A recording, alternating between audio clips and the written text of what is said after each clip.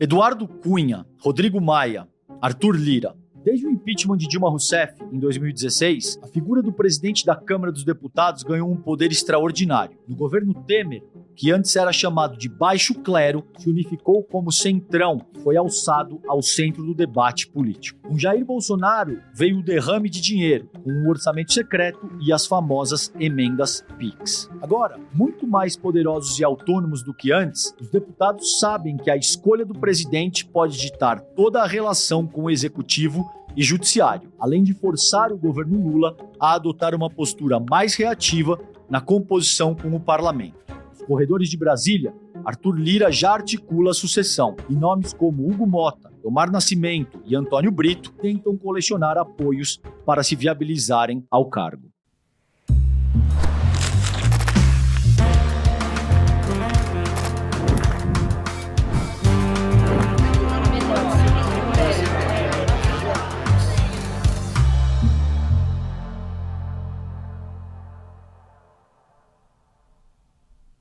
Olá, comunidade CL, seja bem-vinda para mais uma edição do Em Detalhes. Hoje comigo, César Calejon, o seu videocast aqui, vocês sabem, todos os dias a gente recebe um convidado especial para aprofundar as temáticas mais quentes do momento.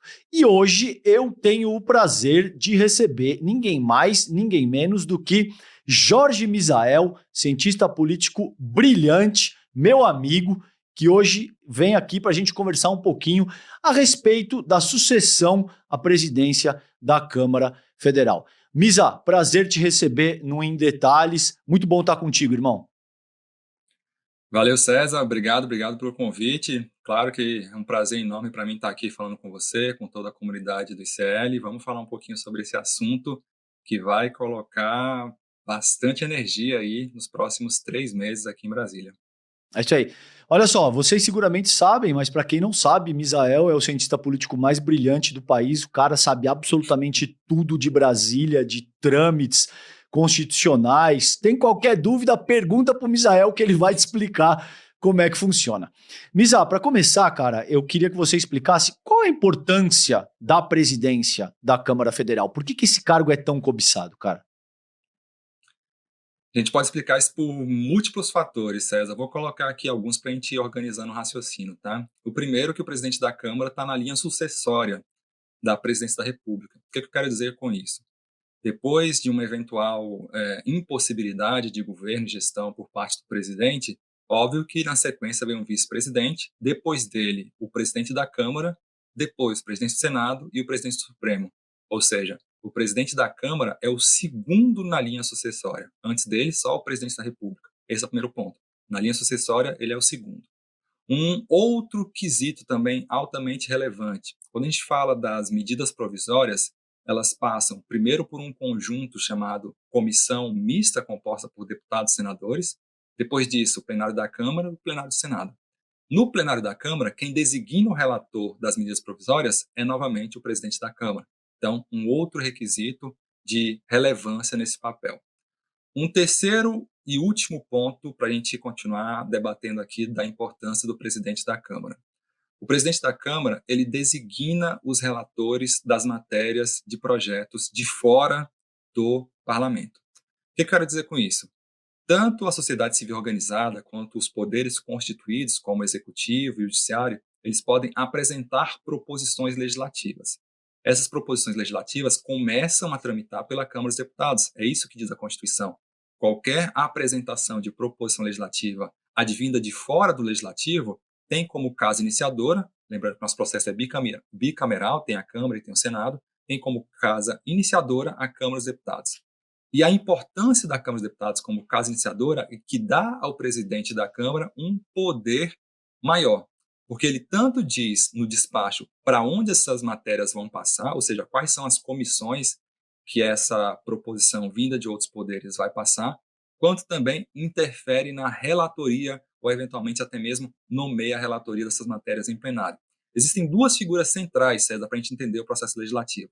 O primeiro é o presidente, seja o presidente da mesa diretora, no caso da Câmara, ou o presidente da comissão, porque ele determina o calendário de votações, quando começa, quando termina, quando vai ser colocado em votação, quando vai ser retirado de votação. Então, o presidente é muito importante nesse sentido.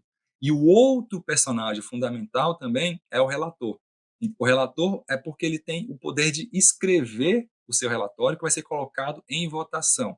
Nesse caso aqui, o presidente da Câmara, ele interfere diretamente tanto no caminho que a matéria vai passar, quanto também na construção do relatório, porque ele une as duas possibilidades. Ele é simultaneamente um articulador e é também o presidente da mesa. Então, por esses fatores, a gente já sabe que ele tem um papel muito relevante. E, além disso, como a gente viu recentemente, ao longo dos últimos 4 a 6 mandatos, o presidente da Câmara vem, aos poucos, subindo também a sua relevância e o seu papel orçamentário. Ou seja, hoje a gente tem o presidente da Câmara com o maior poder de emendas da história. Perfeito. Vamos abordar isso então um pouco antes da gente entrar na questão sucessória, porque isso é de absoluta relevância, né? Você cunhou um termo que é o parlamentarismo orçamentário, e eu tenho escutado muito isso agora. De fato, esse é um termo que eu ouvi, pelo menos, você elaborando pela primeira vez. Explica para a nossa audiência, Misa, o que é o que você chama de parlamentarismo orçamentário e como que isso alterou o que até então a gente entendia ser o presidencialismo de coalizão. Ótimo, César. A dinâmica de poder pela nossa Constituição, ela coloca que nós temos como sistema de governo o presidencialismo. Por essa lógica, o presidente é chefe de Estado e chefe de governo. Chefe de Estado no que diz respeito à sua representação. Ele é quem representa o Brasil tanto internamente quanto em eventos fora do Brasil. Então, quando ele chega, tem toda aquela liturgia do cargo. Ele é o representante legítimo e eleito. Ele é o chefe de Estado. Então, ele, como chefe de Estado, tem que ser cumprido todos os protocolos de segurança e também protocolos nacionais que requer essa posição.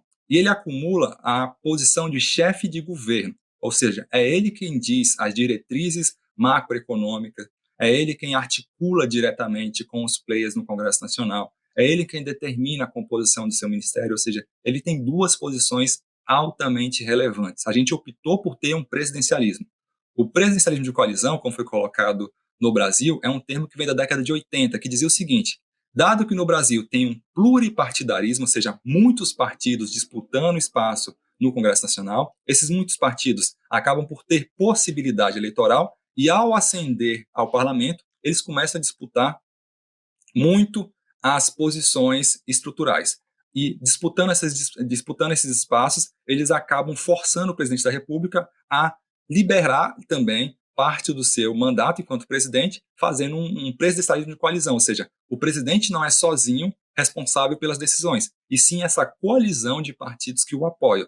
A gente viu especialmente isso se concretizando quando o Lula anunciou que iria concorrer por uma frente ampla, ou seja, não só o seu partido, o PT, mas um conjunto de outros aliados se fortaleceram para disputar e concorrer e ganharam a presidência da República. O que se viu simultaneamente a isso foi desde a segunda eleição de Dilma Rousseff, que por atrito direto e até mesmo por uma falta de rigor técnico e ético, em alguma medida, e moral do presidente Eduardo Cunha, ele começou a pegar parte do orçamento para que os parlamentares tivessem a possibilidade de fazer as suas aplicações diretas sem passar por uma hierarquização do presidente da República. É como se cada um dos deputados tivesse a possibilidade de ter um recurso para dizer como isso iria ser aplicado. Ou seja, deixou de não passar mais por uma validação dos ministérios, por uma ordem hierárquica e também de projetos dos próprios ministros e do presidente da República, e cada deputado e cada senador começou a agir como se fosse um ministro de Estado,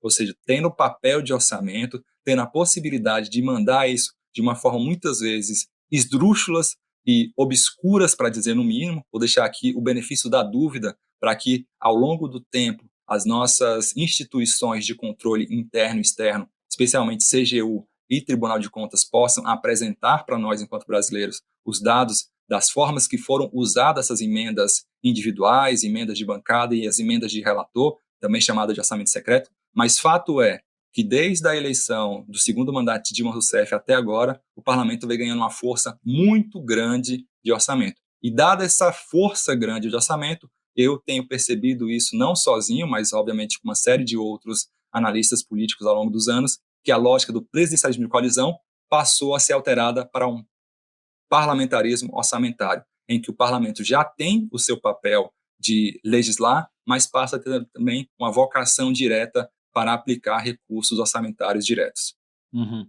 Ô, Misa, e essa dinâmica que você acabou de explicitar aí do parlamentarismo orçamentário, guarda alguma correlação com os resultados do pleito das eleições que a gente teve esse ano? Como é que você avalia isso? Eu creio que não necessariamente, César, porque como eu disse, isso já vem ali desde 2017, 2018, isso vem crescendo ao longo do tempo.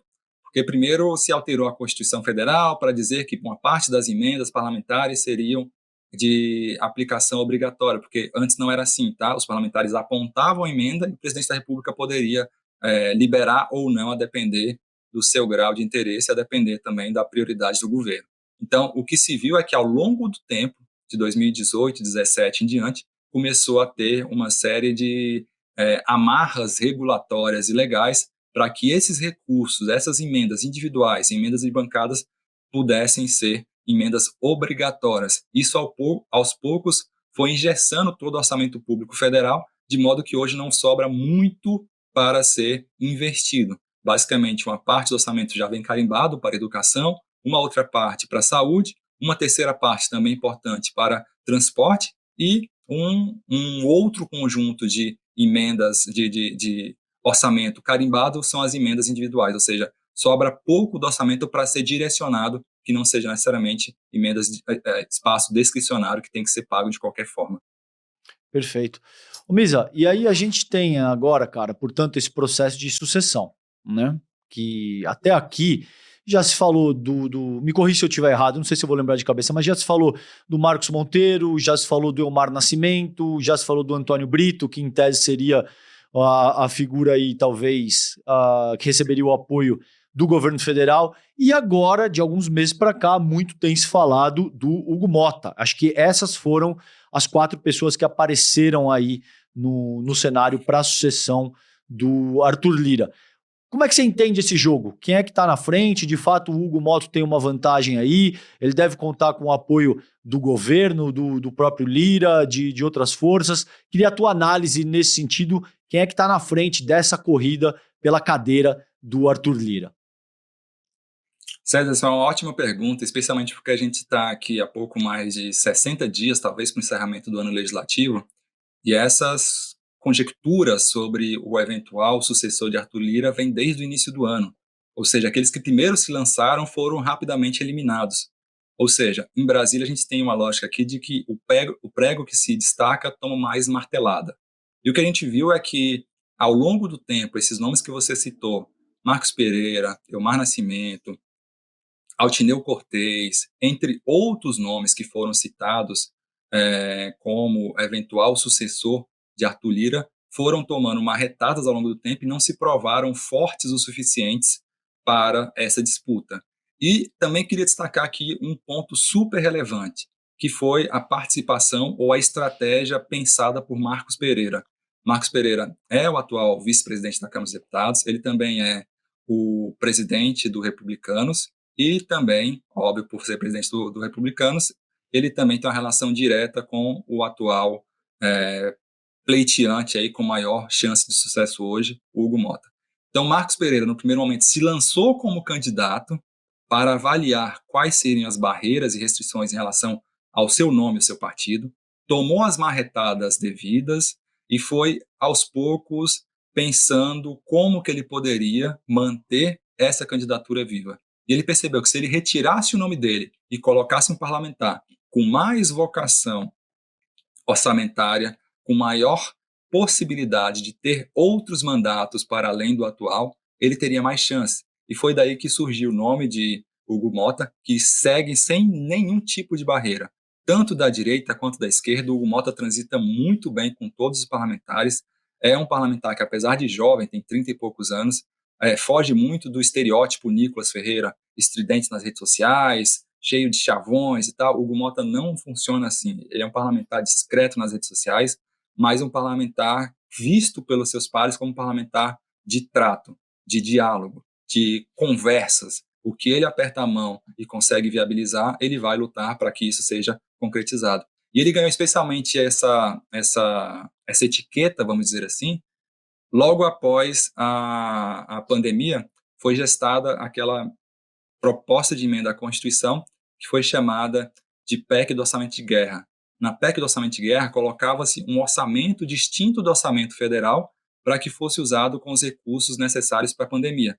E o Hugo Mota foi o relator daquela proposta, uma proposta do ponto de vista técnico muito difícil, e ele foi o relator e a proposta foi aprovada no plenário por aclamação, votando favoravelmente, do PSOL ao PL. Todos os parlamentares votaram de acordo com o parecer do Hugo Mota, naquela hora também trabalhando diretamente com o Arthur Lira, e a partir daí ele ganhou projeção como um parlamentar de envergadura e que poderia ser confiável a alçar grandes voos. Então, parte disso é uma estratégia do Marcos Pereira, parte disso também tem uma coparticipação direta ou indireta da própria Igreja Universal, que é responsável pelo Partido dos Republicanos, mas também a gente percebeu que aqueles que se lançaram primeiro rapidamente foram eliminados do pleito. Perfeito. E se você tivesse que apostar um único nome, em definitivo, qual seria o nome?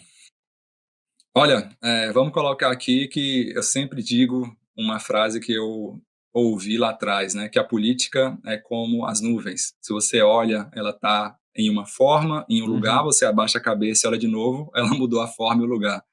Essa frase do ex-governador mineiro, Magalhães Pinto. Eu coloco que hoje, César, de acordo com o que nós temos de informações claras, hoje, dia 21/10, com certeza o Hugo Mota segue sem grandes dificuldades para essa eleição. Ele não tem hoje um candidato que conseguiria viabilizar a quantidade de votos expressivos, são mais de 300 votos para conseguir ter uma candidatura robusta a esse ponto. Eumar Nascimento parece que já vem entregando os pontos, Antônio Brito também parece que não vai colocar tanta energia mais, ou seja, ele está ficando basicamente sem um candidato disposto a ter essa disputa em igual patamar. O que pode surgir são candidatos para levantar bandeiras e lutar por espaços menores, para tentar, de alguma forma, negociar ao longo da própria eleição, mas com capacidade de mobilização, engajamento partidário, musculatura política, Hugo Mota segue realmente como sendo o principal nome hoje. Tá.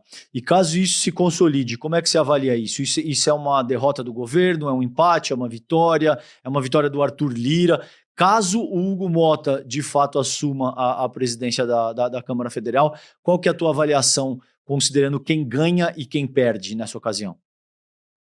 Olha, Gilberto Kassab foi colocado como o grande campeão, assim, o grande vencedor das eleições municipais. No caso de se confirmar a eleição de Hugo Mota, eu entendo que deve ser também colocado uma estrelinha ali, um olhar diferenciado sobre a estratégia de Marcos Pereira. Por quê? Porque ele pensou isso antecipadamente. Ele se colocou para ser aquela espécie de boi de piranha, né? Para quem já viu ali como é que funciona no Pantanal, você tem um boi que é colocado para distrair as piranhas enquanto a boiada passa do outro lado. Então ele se colocou como esse boi de piranha para levar as marretadas e a estratégia dele está se provando muito adequada para o momento hoje. Então, para mim, o grande vencedor na eventual eleição de Hugo Mota seria, obviamente, o deputado Marcos Pereira. E aí o Hugo Mota tem o quê? Um perfil mais parecido com o do Arthur Lira? Seria alguém que traz uma interlocução um pouco mais fácil com o governo federal? Qual é o perfil do Hugo Mota, cara? O Hugo Mota é um parlamentar, de novo, discreto, de família tradicional na Paraíba, um parlamentar que passou pelo MDB, um parlamentar de respeito dentro do Centrão, um parlamentar que conhece orçamento.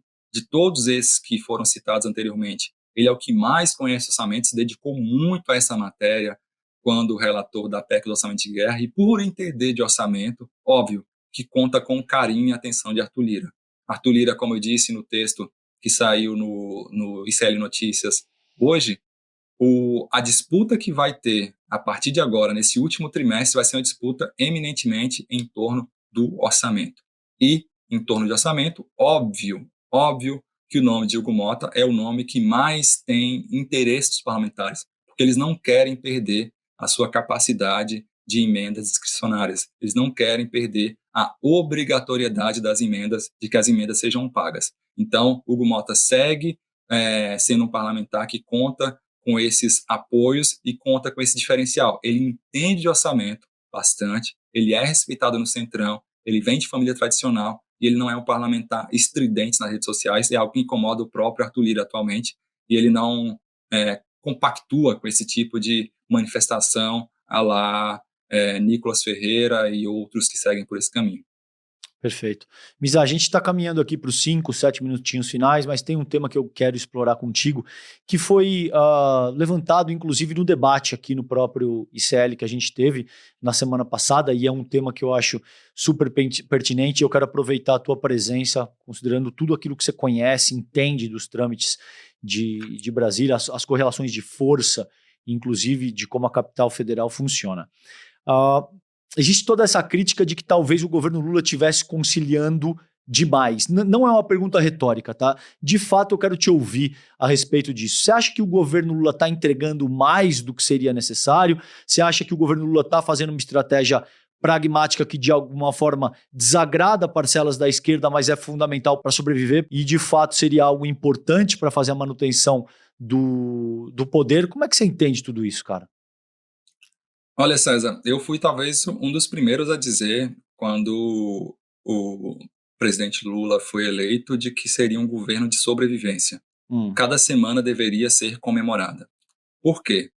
Porque se a gente pega o histórico de votações na Câmara dos Deputados, dos 513 deputados, César, em torno de 110 a 115 deputados, no máximo, votam consistentemente com o governo. Uma parte ali, em torno de 230, 250, votam seguindo os encaminhamentos e os tratos de Arthur Lira e o Centrão. Uma outra parte vai ser sempre obstrução e também oposição, ali em torno de 100 deputados. O que eu quero dizer? O governo Lula não é um governo eminentemente e caracterizado por vocações trabalhistas, socialistas, de forma originária. Ele foi eleito através de uma frente ampla, com a composição com uma dúzia de partidos, das mais diferentes colorações partidárias, e ele precisa, de alguma forma, sobreviver esses 4 anos e tentar buscar a viabilização de resultados práticos, reais e factuais nesse momento. Então, é um governo de resistência. Eu não acho que que esteja ocorrendo algum tipo de exageros na tentativa de conciliar. Ele precisa sobreviver e precisa dialogar com o Pacheco, precisa dialogar com Arthur Lira, porque sabe que sozinho não vai conseguir. Se ele tiver que contar apenas com os 120 deputados que tem, nem mesmo um pedido de impeachment ele tem capacidade de sobreviver. Olha o número. É um número que não dá a ele as capacidades mínimas de exercer o governo. Essa é a realidade factual de hoje.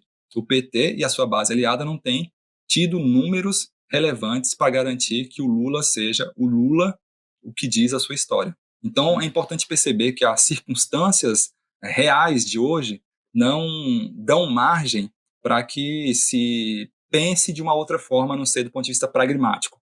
Qual é o parlamento que nós temos eleito hoje? É esse parlamento, é essa composição. Como é que tem se manifestado? Tem se manifestado dessa forma, com essa correlação de força. Então, ele está seguindo aquilo que se espera para tentar sobreviver até o final do seu mandato. Perfeito. E por fim, Misa, outra crítica que é feita com muita incidência é a questão da agenda econômica do governo, dizendo que talvez o governo Lula fosse um governo neoliberal. Quero te ouvir isso, se você acredita que o governo Lula é um governo neoliberal, e principalmente considerando a atuação do Fernando Haddad à frente da Fazenda. Como é que você avalia isso? O governo Lula, no teu entendimento, é um governo neoliberal? Não. Para responder objetivamente, não. Especialmente porque, se a gente vai olhar a evolução do liberalismo enquanto conceito histórico, o liberalismo tradicional, clássico, ele passou por mutações, até porque veio da primeira escola ali do século XVII, XVIII, seguiu para um segundo momento de atualização no pós-Segunda Guerra Mundial, mas ainda assim tinha alguns preceitos que eu não acho que cabem e que são necessariamente absorvidos pelo atual presidente da República, Luiz Inácio Lula da Silva, nem pelo seu ministro da Fazenda, Fernando Haddad. Seja porque as histórias deles enquanto ocupantes de cargos no primeiro escalão, não condizem com esses princípios do neoliberalismo, seja porque o que eles têm tentado, de alguma forma, afronta essas bases do neoliberalismo. E vou colocar algumas aqui para a gente pensar, tá? O neoliberalismo passa pela ideia de desregulação, desregulamentação, para ser mais preciso. Ou seja, qualquer tipo de amarra estatal que inviabilize a geração de negócios tem que ser retirada. Eu não vejo o governo Lula atuando dessa forma e nem o ministro Fernando Haddad atuando assim. O neoliberalismo também tem como princípio a privatização exagerada de tudo aquilo que não é percebido como uma necessidade ou um objetivo central do Estado. Eu não vejo grandes privatizações sendo realizadas dessa forma. Um outro ponto, a austeridade fiscal. Se a gente for olhar de forma direta, tanto Lula quanto Haddad têm criticado uma série de movimentos do Banco Central e do atual presidente do Banco Central, Campos Neto. Então, a austeridade fiscal não é necessariamente um pilar abraçado nem por Lula, nem por Haddad. E um quarto ponto também dessa compreensão do neoliberalismo tem a ver com a globalização econômica. E eu também não vejo necessariamente o Brasil deixando de buscar a viabilização de postos de trabalho no Brasil, ou de criação de negócios, incentivo a negócios no Brasil, para se curvar diante de uma globalização econômica mundial. Então, por essa compreensão do ponto de vista técnico, tá? E eu acho sempre importante deixar aqui essa fundamentação. Não sou amigo do Haddad, não sou amigo do Lula, estou olhando aqui como analista político, apesar de frequentar espaços eventualmente com eles, apesar de participar de alguns momentos com eles e com qualquer outra autoridade que já esteve em posições relevantes, eu estou olhando aqui do ponto de vista técnico-teórico. Eles não se enquadram no pilar, na concepção mínima de neoliberalismo. Então, não vejo nem Haddad nem Lula próximo do que dizem os preceitos do neoliberalismo como compreensão teórica da economia. Jorge Misael, um dos cientistas políticos mais brilhantes do país. Você já está em Portugal, cara? Tô aqui em Lisboa, no doutorado. Para quem não sabe, o Misa foi para Portugal, está em Portugal agora para tocar o doutorado dele. Então, agora ele participa aqui do ICL como colunista, né, Misa? Você não vem mais fazer o N1 com a gente, você participa agora redigindo e contribuindo com as suas ideias através de texto, é isso? Isso, como colunista, e sempre que vocês acharem pertinente, tiver algum tema legal para a gente poder aprofundar um pouco mais, como sempre, estou aqui à disposição. Perfeito. Jorge Misael, brilhante como sempre, meu irmão. Prazer estar contigo, um beijo enorme. Boa sorte na tua jornada aí, sorte da Universidade Portuguesa, que tem uma mente brilhante, absolutamente brilhante como a tua. E você já sabe, a casa é tua. Querendo participar, só avisa que a gente recebe com todo o amor e com todo o carinho, tá bom? Obrigado, meu irmão. Sempre um prazer falar contigo. Também aprendo demais dialogando com pessoas qualificadas, que têm a mente aberta, que fazem perguntas pertinentes para a gente pensar e repensar e aprender também. Entendo que a dialética tem isso também. A gente vai apurando e melhorando os nossos argumentos, as nossas pesquisas com o tempo. Então, óbvio que eu aprendo muito com toda a equipe do ICL, toda a equipe técnica, todos os apresentadores, e você, sem sombra de dúvida, é um dos principais quadros que nós temos atualmente. Tem que ser cuidado, abraçado. Um beijo para você, para sua família linda também que está crescendo. E a gente se vê em breve. Valeu, Mizão. Gente, a gente também tem a conversa com o Pepe Mujica. Conversas com o Pepe Mujica, precisamente é o nome do diretor Fabian Restivo. A estreia mundial do documentário é no ICL. Imperdível. Essa semana, o Mujica fez uma fala fortíssima que tem um tom de despedida. Ele disse que está lutando pela própria vida e fez uma fala emblemática ainda essa semana. E agora, quinta-feira, dia 31 de outubro, 20 horas, tem esse documentário, Conversas com Pepe Mujica, do diretor Fabian Restivo, tá bom? Então, gente, reserve seu ingresso grátis, tá? É só acessar emdetalhesicl.com.br e fazer a sua inscrição ali de graça, imperdível, esse documentário Conversas com Pepe Mujica, tá bom? Bom, gente, é isso. O videocast em detalhes fica por aqui. O próximo episódio vai ao ar amanhã, às 10h30 da manhã. Vocês sabem aí que vocês podem acompanhar toda a programação do ICL Notícias, sempre de segunda a sexta-feira. E você também pode acompanhar o Em Detalhes nas principais plataformas de áudio podcast. Fica disponível entre 6 e 7 horas da manhã, tá bom? Um beijo grande, fiquem bem. Tchau, tchau. Provavelmente você tem necessidade de trocar seu celular todo ano. Você acha que o seu computador não serve mais.